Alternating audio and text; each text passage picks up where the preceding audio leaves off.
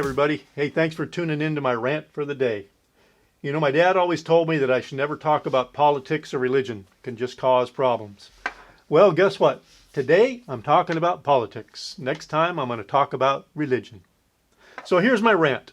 My rant is about our elected officials and how they take advantage of us and what they're doing to us and our nation. You know, I really feel kind of like we are all sheep being led over a cliff. I call it the light switch and faucet theory. We walk into our houses and turn on the light switch, or we go over and we turn on the faucet, and as long as we have electricity and we have water, we don't even think about where that comes from, what it costs us, all the stuff that goes into it, none of that. But I'll tell you what, when we don't have it, the first thing we do is we're calling to find out where our power is, where's our water, when's it going to be fixed. You know what? As long as things are going and we don't notice what's going on, we're kind of left in the dark. We're kind of like mushrooms. We're kept in the dark and fed bullshit. You know, that's what they want us to know. They only want us to know what they want us to know. So here's my problem with this, is there is so much going on in the political arena, in our elected officials, that we don't know. Now, let me tell you right up front, this is an equal opportunity rant. It's nonpartisan. Everyone is to blame for this. Everyone. From the Democrats to the Republicans, liberals, whoever's in there. I'm telling you, they're all to blame. And we are to blame too, all of us, because we don't get involved.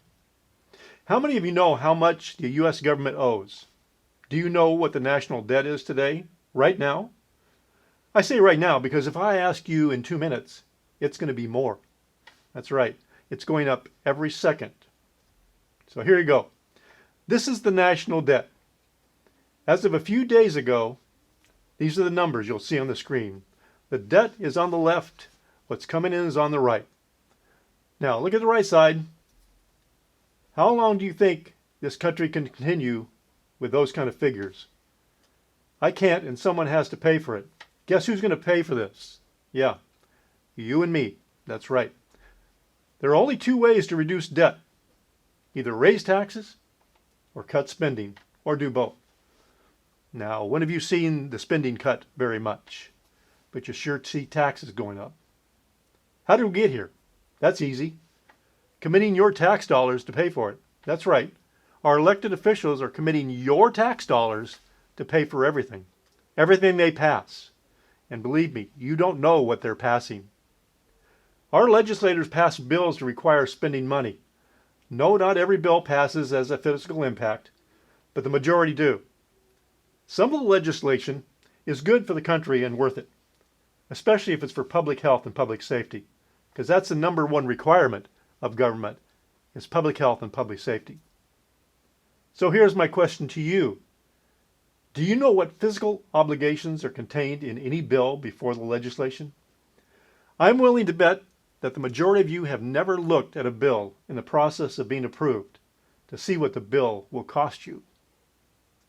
I'm not just talking about the federal government, but also city, county, and state legislation. After all, we are taxed from all of these entities. They all get our money. For instance, do you know the salaries and benefits of your elected officials? For instance, a member of Congress makes around $174,000 a year, in addition to other benefits. Plus, they get $1 million, or approximately $1 million a year for office and support staff, which is used at their discretion. This includes offices, staffing outside Washington, D.C. And yes, some of them have 2 and 3 offices.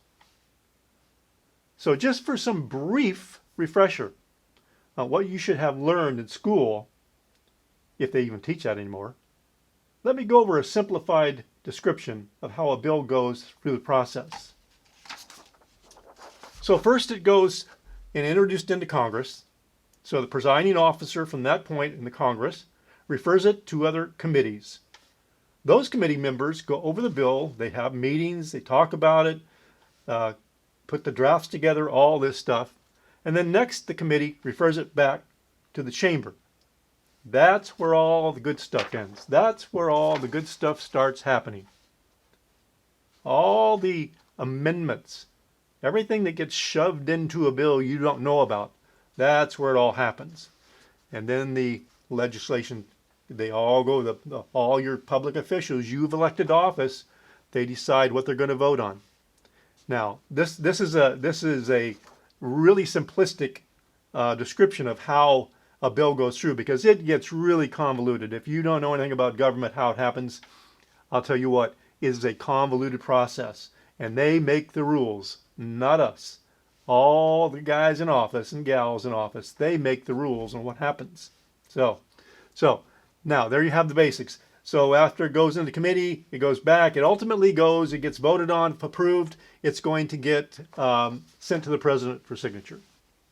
Now that you have the basics, let me get to the meat of my rant. How our elected officials use the system to sneak pet projects into a bill, and no one is the wiser. Many call it pork. The president recently signed 2 bills for relief for the coronavirus. Now, don't start ragging on me. I know we need something done and we needed it now. That's not my point. My rant is that legislators took advantage of this crisis, and us, to add pork to the bills. Spending that truly had nothing to do with the virus and should have not been addressed in the bill. I will tell you up front, for me, any bill that goes before Congress or the Senate should only have one thing in there. That's the one thing it went there for. They should not be allowed to add additional spending for things that don't pertain to that bill in that bill. But that's not what happens. They get to do that. They get to put items in there that had nothing to do with what the bill was originally put in for. Here are just a few that passed, or they attempted to get into the bill. So one, Sustainable Aviation Fuel Development Program for $220 million a year for 5 years. How about $350 million for refugee resettlement? Or $25 million for the Kennedy Center? $1 billion to bail out Amtrak. I said $1 billion to bail out Amtrak. $75 million for the Corporation for Public Broadcasting. Now you really can tell me what these really had to do with the coronavirus? They shouldn't have been in there. If someone wanted to pass those, they should have put them in separate bills, voted on separately, so the public could see what they were. If you want to see this, you need to look them up and see what your elected officials are doing. Now, do you think this is the only time this kind of thing has happened or done? Of course not. They have been hiding or slipping these types of items in bills for a long, long time. How about an $80 million spaceport in Alaska that will never be used? How about $1.7 million to construct a comedy museum in Jamestown, New York that will resurrect dead comedians as holograms? Yeah, you got it. I couldn't even think these things up. $1.5 million for fish on a treadmill, measuring the endurance of mud skipper fish so to see how they can last on a treadmill. No, I couldn't make it up. I'm telling you.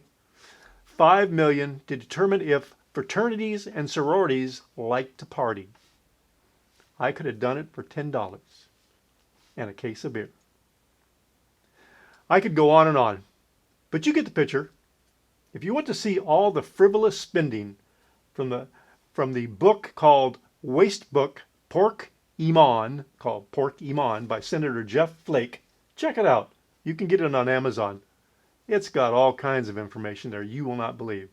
Now, to tell you what, there is congressmen and there's senators who are writing papers right now, newsletters that tell you where the pork is, where it's going, who's putting it in. You need to look at that.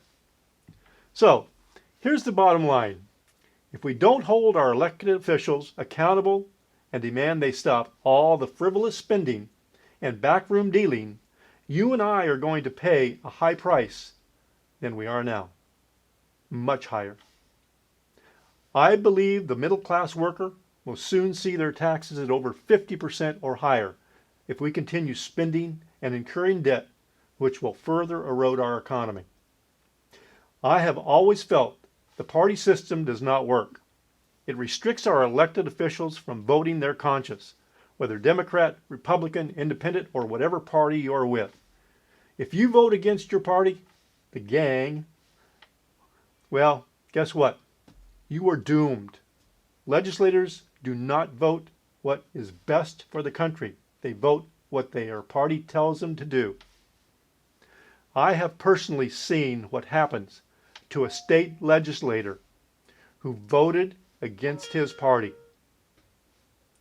He was chastised. His nice office in the state capitol was taken away and he was put in the basement. That's what they do. That's what they do to their cronies. That's what they do to their friends when they don't like how they vote.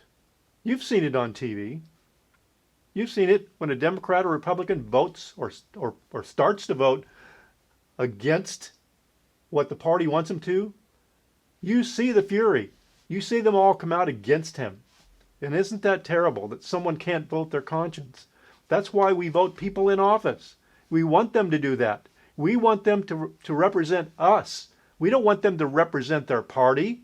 We don't want them to represent their special interest. We want them to represent us. That's what we want. You know what? These elected officials in Congress, legislators in states or whatever, we need to let them know they represent the entire country, the entire state, not just their little district. They represent us all. And it needs to be what's best for the country, not what's best for the individual, not what they can get out of it. That's why we have too many long-term politicians. They're career politicians. That's all they've known. That's all they do. They've learned how to work the system to their benefit. And if you look at some of these politicians, how much money they have, where they've gotten their money, there's a lot of questions, but nobody asks them. You know, we have elections coming up soon, and most people will vote for someone based on feelings, advice from a friend, media ads and mailers, or you know what? They just won't vote at all. So here's my challenge, or one of my challenges to everyone. Take some time to check out the candidates. If they are currently in office, go online and review their voting history and what bills they have authored. Find out what they have actually done for their community and the nation. Remember, a representative is not just responsible for his district, but the entire population of a city, county, state government, or the federal government. You know, you need to vote informed. Don't just vote because they feel good. Don't just vote because what you see on TV and the talking heads. I also challenge everyone to go online and pick just one federal bill that is currently in process and follow that bill all the way through. Read the hearings, read all the amendments presented and what was added or what was taken away of the original bill. Then determine, was the bill necessary and will it be worth the financial burden? I think you'll be surprised. Then, when you see something you disagree with, contact your representative. Let them know you disagree with them. That's when they will listen. That's when things will change. It's when the elected officials know that their constituents are watching them, paying attention to what they're doing. It's your family's future and your future at stake. We didn't make your voice heard, or things are going to get a lot worse, as they already are. Hey, thanks for listening. I hope you appreciate it. Got comments? Please leave them below. Nothing hurts my feelings.